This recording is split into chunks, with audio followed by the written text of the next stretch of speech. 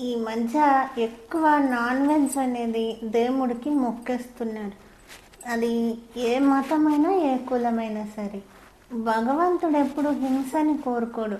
కేవలం మనము బ్రతకడానికి శక్తి ఎక్కువ, మాంసం అయితే త్వరగా శక్తినిస్తుందని అది నేర్చుకున్నాం.